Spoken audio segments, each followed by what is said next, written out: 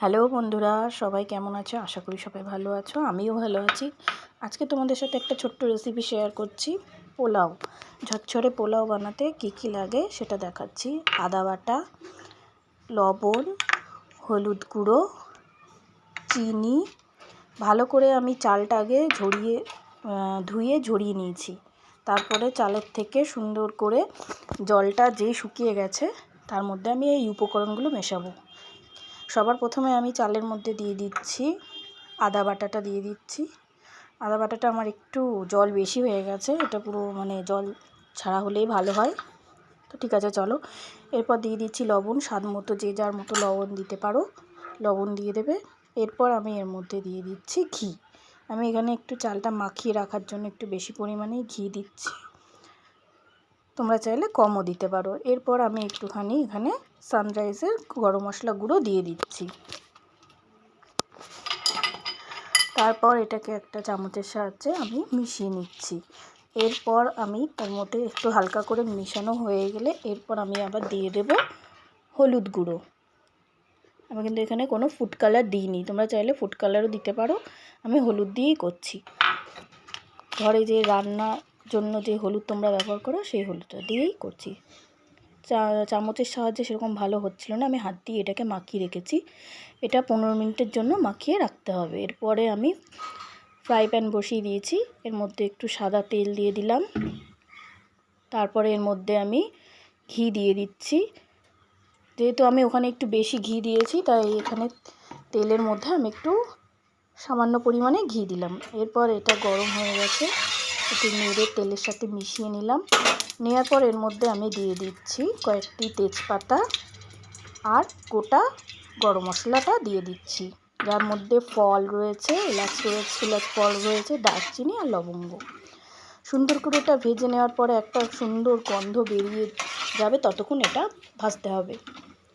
এরপর এখান থেকে একটু সুন্দর গন্ধ বেরিয়ে গেল, এরপর আমরা কি করব, যেই 15 মিনিটের জন্য যে চালটা মাখিয়ে রেখেছিলাম সেই চালটা এর মধ্যে এবার দিয়ে দেব। দেখো এখানে আমরা চালটা দিয়ে দিয়েছি। চালটা এরকম হলুদ দিয়ে এরকম হলুদ কালার এসছে। তোমরা চাইলে আর একটু হলুদ ব্যবহার করতে পারো, যে যেরকম কালার পছন্দ করো। এরপর এটাকে আমি সুন্দর করে নাড়িয়ে নিলাম। নাড়াচাড়া করে 5 মিনিট মতো এটাকে সুন্দর করে ঘিয়ের ওপরে ভাজতে হবে। এরপর ভাজা হয়ে গেলে যেই বাটিতে আমি এই চালটা মেপে দিয়েছিলাম, 4 বাটি চাল দিয়েছিলাম, দেখো সেই বাটিরই ঠিক আমি 8 বাটি আমি জল দেব। তোমরা যেই পাত্রেই চালটা মেপে নাও না কেন, সবসময় খেয়াল রাখবে সেই পাত্রেরই ডবল জল দিতে হবে। যদি 1 বাটি চাল দিই তাহলে 2 বাটি দিতে হবে। আমি যেহেতু এখানে 4 বাটি চাল দিয়েছি, সেহেতু আমি এখানে 8 বাটি জল দিয়ে দিচ্ছি। আমি জল দিয়ে দিলাম। এরপর এটাকে আমি ভালো করে নাড়িয়ে নিয়ে মিক্সড করব। এই যে আমি এখানে নাড়িয়ে নিচ্ছি।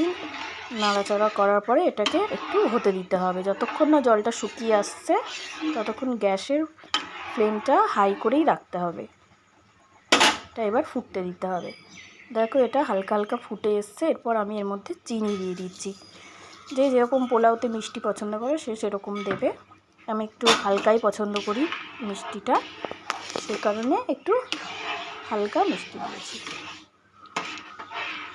চিনিটা দেওয়ার পরে এই যে আবার একটু ফুটতে দিয়েছি। এরপর আমি কাজু কিশমিশটা আগে থেকে ফুটিয়ে রেখেছিলাম। চিনিটা দেওয়ার পরে আর একটু ফুটিয়ে নিয়ে কাজু কিশমিশটা দিয়ে দিয়েছি।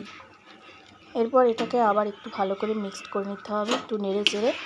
এটা বারবার এবার নাড়াচাড়া করে যেতেই হবে, কারণ জলটা যেহেতু আস্তে আস্তে শুকিয়ে যাচ্ছে, সেহেতু নাহলে তলায় ধরে যাওয়ার সম্ভাবনা থাকবে। এরপর ফ্লেভার আসার জন্য আমি 2টো কাঁচা লঙ্কা দিয়ে দিলাম।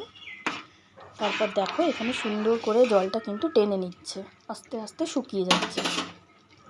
এরকমভাবে যদি তোমরা জল মেপে, কাপ মেপে বা যাই হোক না কেন, এরকমভাবে যদি জল ইউজ করো, পোলাওটা একদম ঝরঝরে হবে।